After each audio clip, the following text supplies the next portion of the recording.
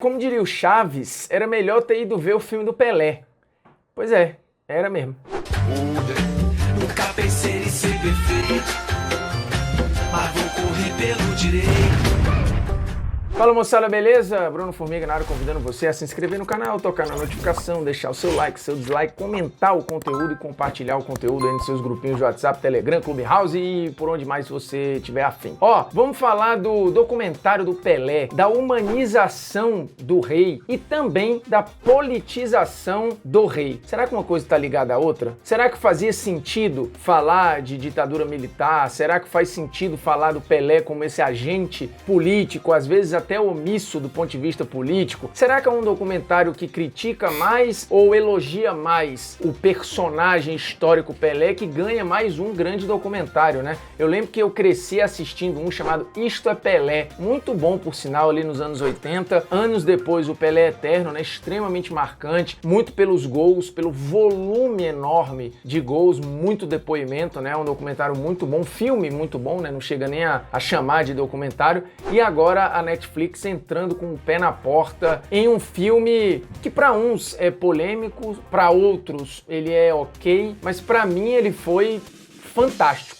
Só que antes de mergulhar no documentário, eu queria dar uma dica que eu descobri esses dias, por acaso. Vi meu filho jogando, não sabia do que se tratava, chama-se SPM 365. É um fantasy game que eu nunca fui muito chegado, por exemplo, a jogar cartola. Eu sempre esqueço de fazer minha escalação e aí vou perdendo, vou me irritando. E sempre me incomodou o fato do cartola parar quando o Campeonato Brasileiro para. Esse, o meu moleque joga direto. Por quê? Porque não para. Você pode escalar seu time na Liga dos Campeões, no Campeonato Inglês, no Campeonato Francês, no Campeonato Brasileiro, nos campeonatos estaduais, né, os principais do Brasil, na Libertadores, por exemplo. Então você tem uma gama de opções aí. E com um detalhe, no Fantasy Game aqui, você ganha, ó, dinheiro que volta na premiação. São vários tipos de liga, né? Você tem desde a Liga Pro, que você paga para entrar, até a Liga Principiante, em que você não paga nada. Tem a Liga 1 contra 1, que você chama alguém para disputa direta. Então assim, é muito legal, tem um universo muito grande de jogadores para você escalar. Você pode entrar em partidas mistas, né? Por exemplo, a final da Copa do Brasil, sozinha, ela não gera uma possibilidade de jogo. Por quê? Porque você precisa ter pelo menos 3 times para montar a sua escalação. Então você tem que ter mais de um jogo.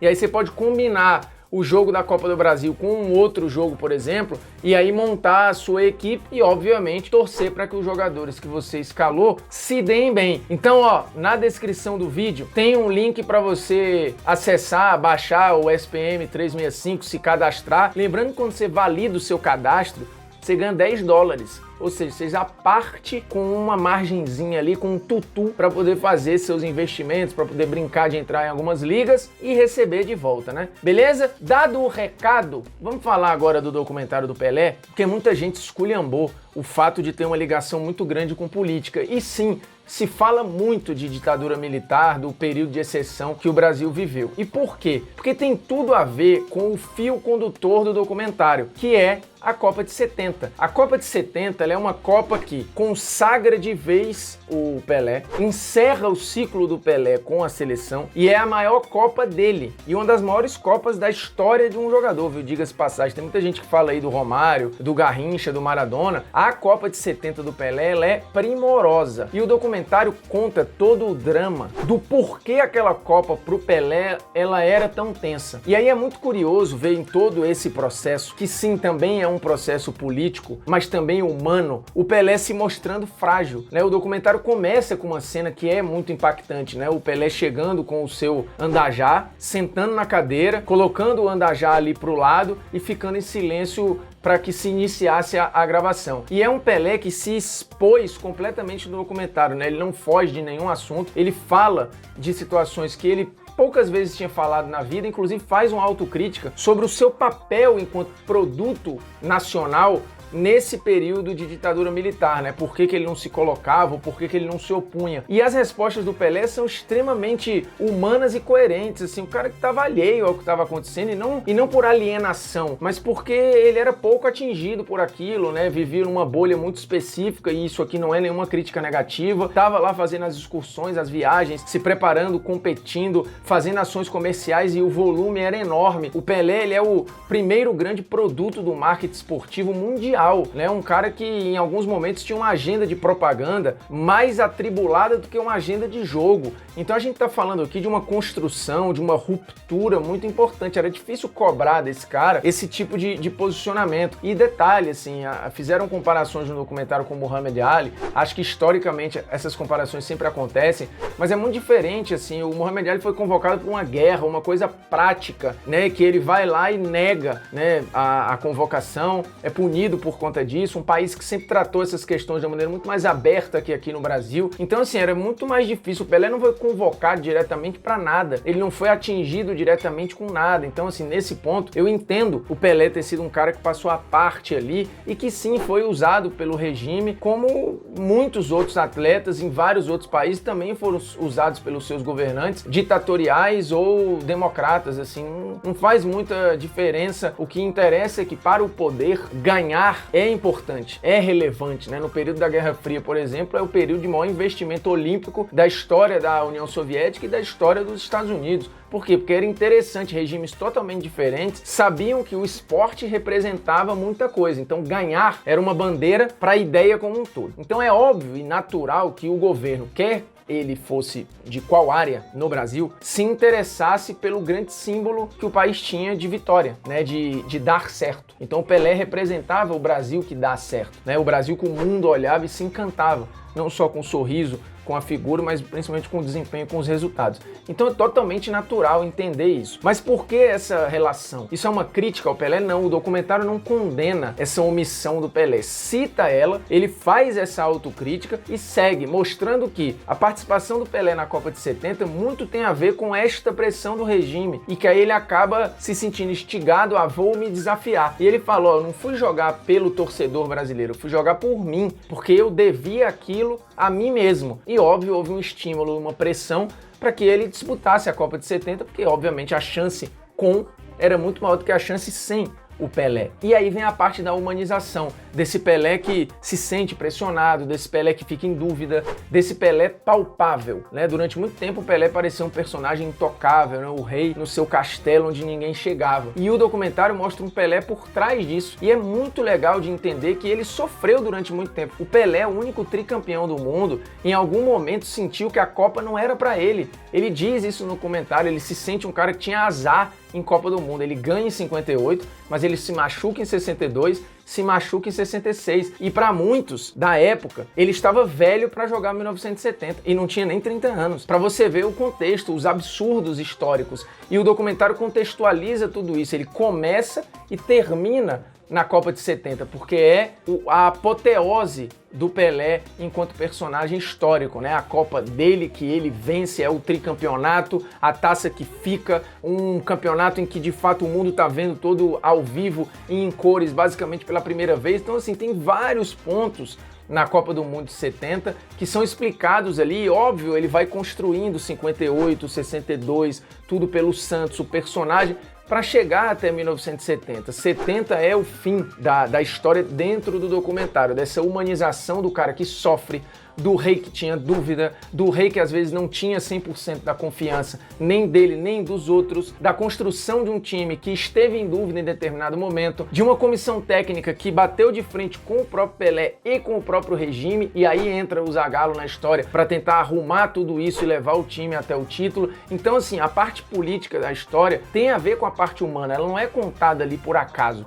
Então o documentário não politiza o Pelé para criticá-lo, pelo contrário, o documentário politiza o Pelé para enaltecê-lo, porque dentro de todo aquele contexto de ebulição de um país que tinha vivido os anos 50 e parte dos anos 70 de uma alegria plena, né, um país que estava andando para frente e tomou um choque. E em parte esse choque atinge um pouco o Pelé. O país se põe em dúvida em vários aspectos, inclusive no aspecto futebolístico, porque tem a eliminação de 66 da maneira como foi, tem uma mudança, uma transição de geração, o Pelé que saiu machucado, ele falando, será que isso aqui é pra mim? E no final era, porque ele faz a sua grande Copa, ele faz tudo o que era exigido dele naquele Mundial. Participação em gol, finalização, gols, assistências, assim, ele lidera todas as estatísticas praticamente, e faz uma Copa do Mundo que beira a perfeição. Então, assim, a maior seleção brasileira de todos os tempos, ela se apresenta ali e tem o seu melhor Pelé por toda uma construção que o documentário faz e que tem início lá atrás e que sim,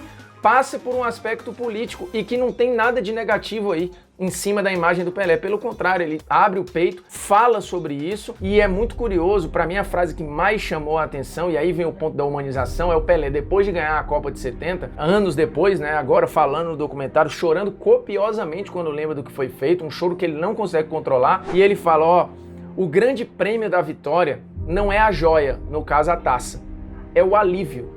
Porque no final das contas eu fui, eu me desafiei e eu consegui. Ufa, deu certo. É isso, se trata muito disso. E isso vale para o grande esportista, o médio e o pequeno. E olha que a gente está falando do cara que é o rei do futebol, que aparece coroado no documentário, que era enaltecido pelo mundo todo, que era ovacionado por onde passava, mas que tinha um ponto ali de dúvida em cima dele próprio. E ele foi lá se desafiar.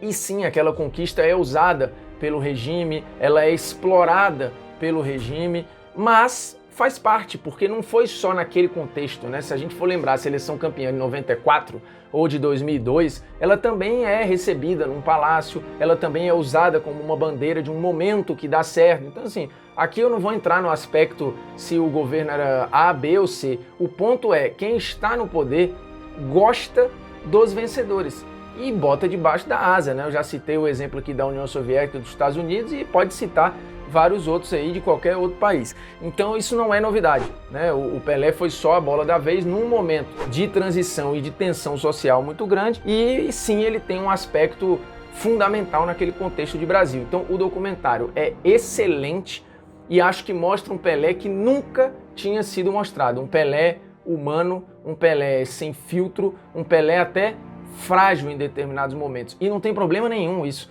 Eu acho que fragilizar ele, pelo contrário, cria empatia, porque o Pelé sempre ficou um pouco alheio às questões e ouvido pela imprensa para falar de alguns assuntos, normalmente vinha com frases ali em que levantava a bola para ser criticado. O documentário não dá margem para a crítica, pelo contrário, dá margem para você se colocar no lugar do cara e entender, falar, meu irmão, até ele chora, até ele se bota em dúvida, até ele às vezes pode não confiar 100% nele ou no que vem pela frente. Então o documentário assim, é uma aula de humanização de um personagem que, de novo, muitas vezes, por incrível que pareça, esteve distante de nós. Vale muito a pena e assim, que bom que a gente viu esse Pelé tão próximo da gente, né? Que durante muito tempo a gente não conseguiu ver. Beleza? Agradecendo a sua audiência e a sua paciência, se inscreva no canal, toque na notificação, deixe seu like, seu dislike, comente o conteúdo, compartilhe o conteúdo por aí. E ó, se você não viu o documentário, vá ver. É nóis.